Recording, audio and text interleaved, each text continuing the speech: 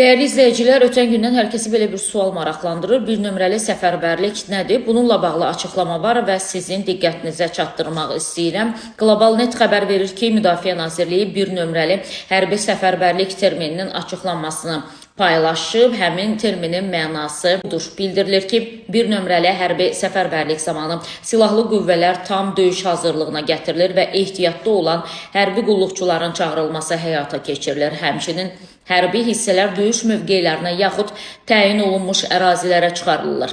Qeyd eləyək ki, ötən gün Prezident İlham Əliyev Naxçıvana dron hücumu ilə bağlı keçirilən Təhlükəsizlik Şurasının iclasında silahlı qüvvələrimizin bir nömrəli səfərbərlik vəziyyətinə gətirildiyini deyib. Bizim silahlı qüvvələrimiz, Müdafiə Nazirliyi, Dövlət Sərhəd Xidməti, digər bütün xüsusi təyinatlı qüvvələr bir nömrəli səfərbərlik vəziyyətinə gətirilib və istənilən əməliyyatı keçirməyə hazır olmalıdırlar. Hələlik bu qədər deyə cənab prezident fikirlərini tamamlayıb.